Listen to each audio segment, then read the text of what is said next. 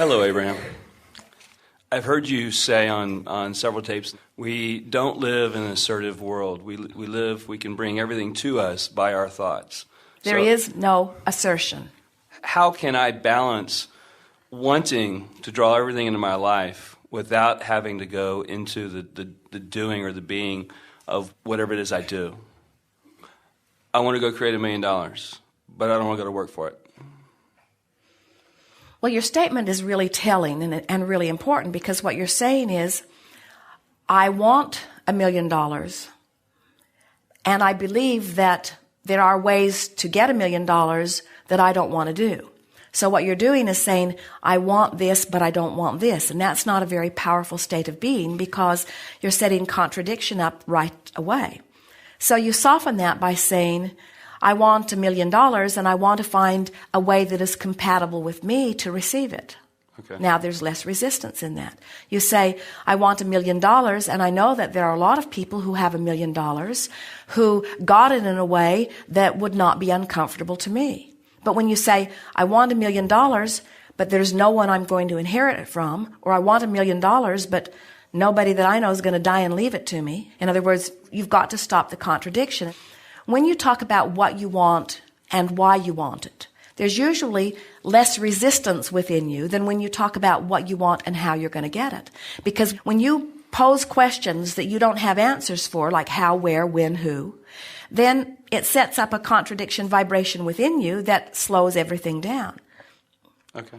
Statements such as, there must surely be many people on this planet today who have $1 million and in excess of it, who at one time were standing right where I am, just wanting it and having no idea how it was going to come. Feel how resistance-free that statement is.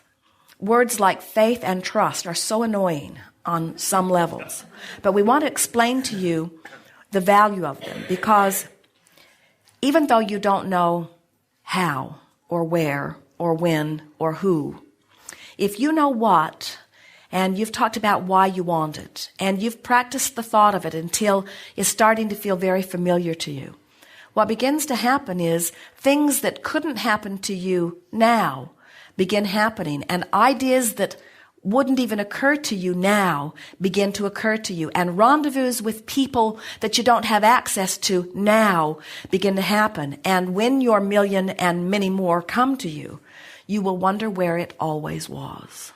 It seems like the resistance is so subtle, it's like it's somewhere in the background of the drama you don't even recognize. We wouldn't call it subtle. Well, maybe that's a good word for it, but we would use a more blunt word. And that is, I've practiced contradictory thoughts so long that they feel natural. Okay. And so when you start imagining having $1 million, and we're going to play here with you for just a little bit, but when you start imagining what that means, and we don't want you to just get $1 million and stop.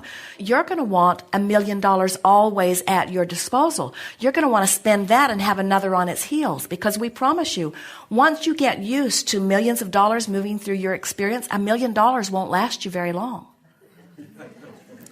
Because you begin to live in a way and your property taxes go way up.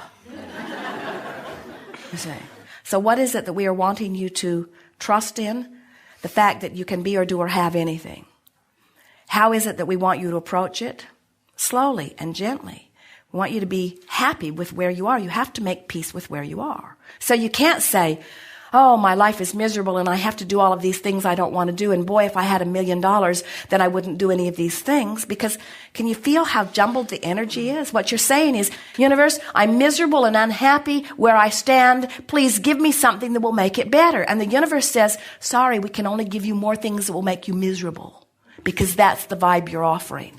And you say, well, how do I offer something other? I want to be over there and I'm over here. And we say, well, talk about what's over there. And most people have a very difficult time talking about what's over there, because they've been talking so long and hard with such detail about what's over here that that's what's active in their vibration. And that's why we're talking about these emotional journeys. You got to talk yourself into a different vibe, and then different things will come to you. I was wondering if I was creating too big, if I was trying to make something too big, and the gap between what I wanted and where I am was was too big, and that was causing some of the grief. Well, surely $1 million is not too big from where you stand. That's just not too big. It actually wasn't even $1 million. It's $150,000. The million was just something I made up. Esther was listening to Donald Trump, and she was listening to the words that he chose. And he uses words like, oh, it's a juggernaut. Oh, it's a sure success. Oh, it's the most sensational building that's ever been built. We're building the most beautiful building in Chicago that has ever been built. Oh, this is magnificent. Oh, yes, that person's a friend of mine. And as she listened, she began to realize that he's figured it out. Now, he annoys most of the world. But you know what? He doesn't care. Mm-hmm. He has developed a relationship between what he wants and where he is. Even when what he wanted and where he was were not in the same place, you would not know it to hear him. In other words, he continued to tell the story the way he wanted it to be. And so the universe continues to yield to him. Now, there are all kinds of people that say, oh, he's a braggart. Oh, of course he can talk like that. He's a billionaire. And we say, he wasn't always. He was talking like that, and then he became that, you see. And so you don't have to follow his lifestyle or his personality, but you do have to follow the success principles that he's found. You got to talk about what you want. You got to tell it like you want it to be. You can't face reality and have reality change in any way. You've got to face the parts of reality that you love and fill in the gaps with things that you get from your imagination or from your expectation. And before you know it, you see, so here you are, and you've got a lot of good things in your life which you accentuate and talk about and appreciate and make lists of. So you make lists of positive aspects, and you get on rampages of appreciation, and you look for good wherever you see it, and you feel good as much as you can. And then you have goals that you don't know how you're going to achieve. So then you fill those in with imagination and visualization and pretending. And then as you start doing that, you'll have a dream about it that makes it feel more real. Or you'll meet somebody that's really living that way. Or you'll turn on the television and somebody will be talking just like you've been imagining. Or you'll pick up a book, or you'll hear another interview. In other words, the universe will help you to rendezvous with whatever the vibration is that you've finally achieved. And little by little, you just work yourself in to where you've filled in the gaps that you're not now living with your vibration as you've used your imagination. The universe does not know the difference between someone who has $1 million and someone who just feels like they have $1 million.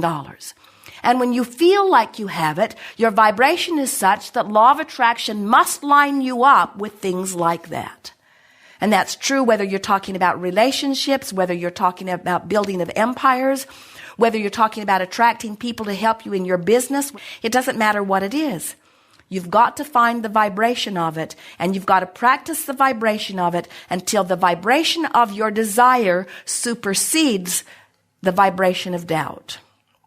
And when the vibration of your desire supersedes your vibration of doubt, bam, it happens. And then you say, where have you been? You say, I knew you were coming. I could feel you. At first, I just felt hopeful that you'd be there. But eventually, I started really trusting that you'd be there. And then, not very long ago, I knew you'd be there, and there you are. But the things you want can't come until you achieve that knowing. And that knowing doesn't come easily because you've been practicing not knowing. You're often not willing to admit how you feel because you're worried about what somebody else might say about how you feel. So you really have to get to the place where you don't talk so much to people who don't understand. And you talk to those who do understand. Or you just keep your own counsel. Jerry wrote a paper years ago that said, keep your ideas to yourself until they are fully developed, because he saw so many people that he was counseling in business who he would see become on fire with an idea. But it was a new idea to them. And they hadn't practiced it long enough that it was dominant within them.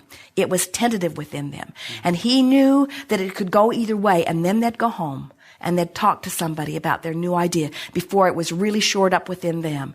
And that person and their doubt and their negative commentary would activate that old vibration within this person, and then it was all over because the seed had not been allowed to germinate and get enough of a foothold that it was strong on its own.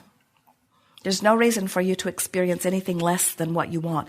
And if you have the ability to imagine it, this universe has the ability to give it to you.